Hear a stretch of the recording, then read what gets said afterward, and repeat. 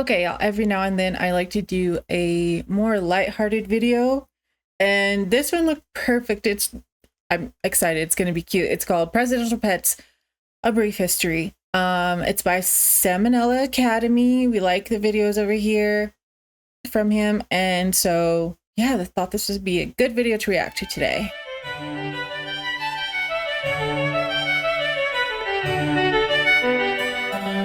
Hey adults, so most of us are aware of at least one What did you just say? Wait, already. Hey adult. Harmful content huh?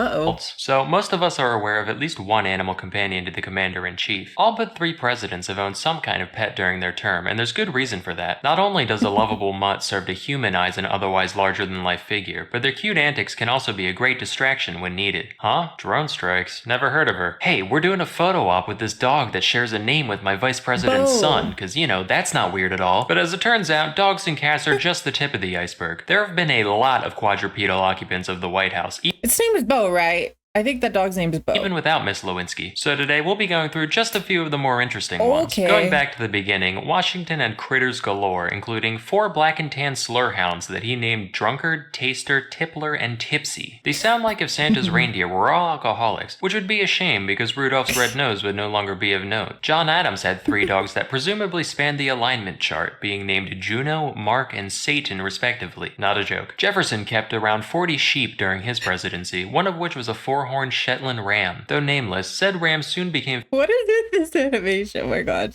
Famous for killing a young boy on White House grounds.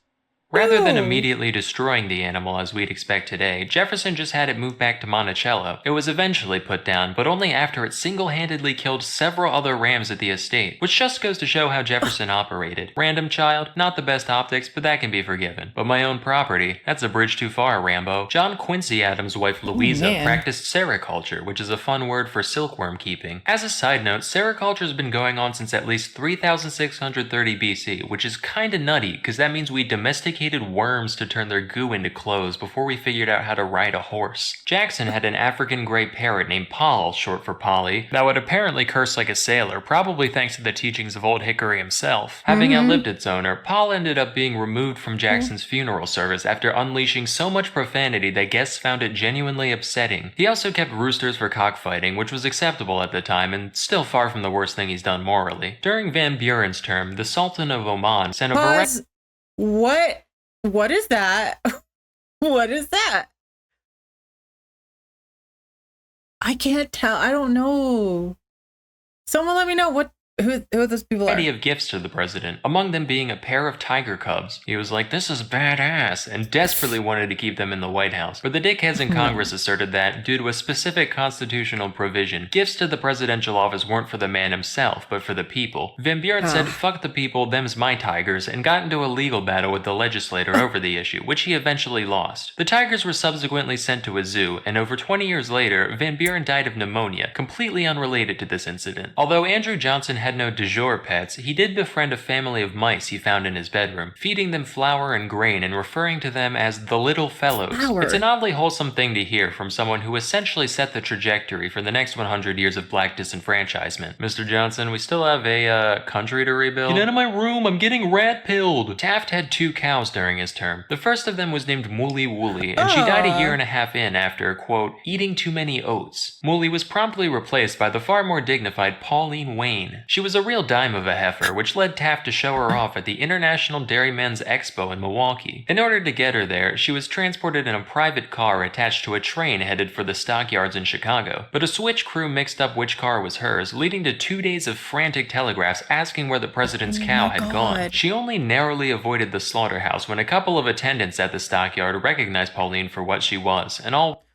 I would hate to be the person that did that. You have one job and wow. as well. This next one requires a little background info. So the traditional Thanksgiving dinner was and remains a significant yearly ceremony for the first family. For half a century, from 1873 to 1913, the duty of providing the presidential turkey belonged to one Horace Vose, a private turkey farmer based in Rhode Island. After his death, though, things turned into a free-for-all, with numerous farmers sending unsolicited turkeys, both alive and dead, in an attempt to secure a position as the next annual caterer for the White House. Nobody was decided on for a decade, and upon assuming office in 1923, Calvin Coolidge found the volume of birds showing up at his doorstep alarming, and put an end to the tradition that year, instead opting to buy his own turkey. But in 1925, after much outside pressure, he caved, and was immediately flooded with not only turkey, but a variety of increasingly exotic animals to eat. Among them was a live raccoon he received the following year. Coolidge was, at the time, blissfully unaware of the intricate dance performed on the palate between forward yet ephemeral gaminess and heady seductive musk when one submits himself to the experience of a toothsome raccoon fillet, and as such he decided to keep it as a pet instead. Dubbed Rebecca, the creature soon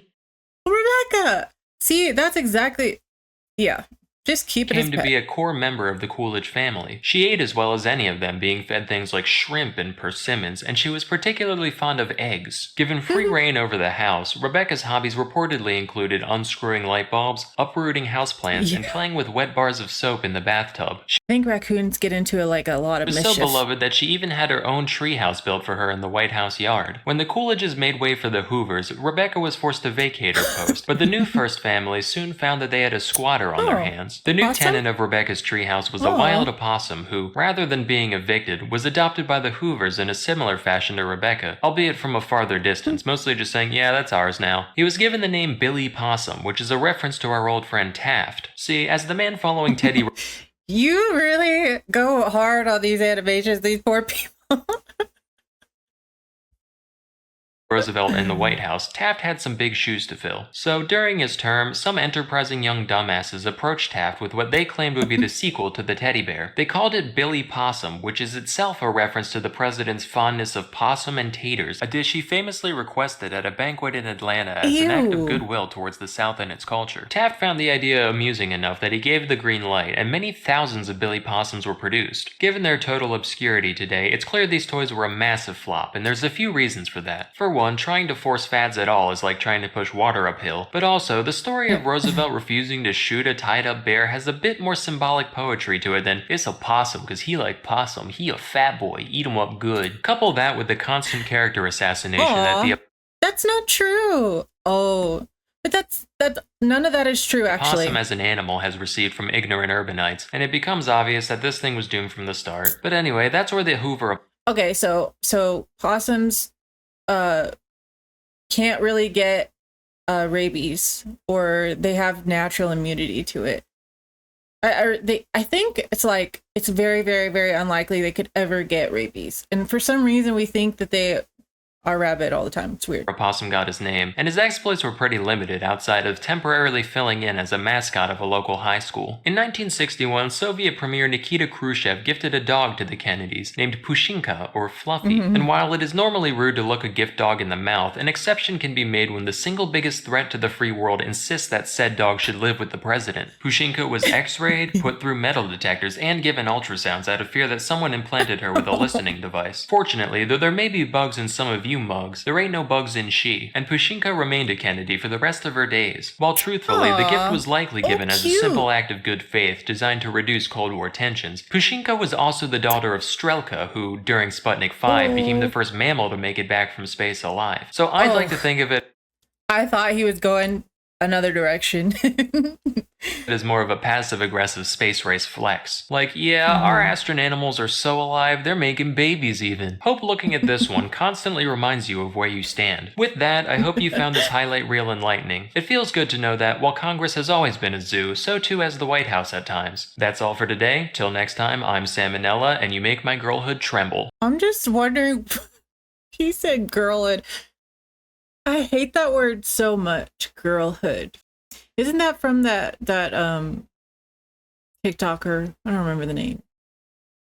Anyways, that just like took me out of the entire topic. Okay, that was cute.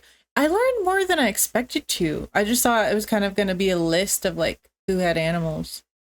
That was fun. I'll leave the video in the description. It's from Seminole Academy. And if there's anything you want me to watch, you can leave it in the comments, and I will see y'all in the next one.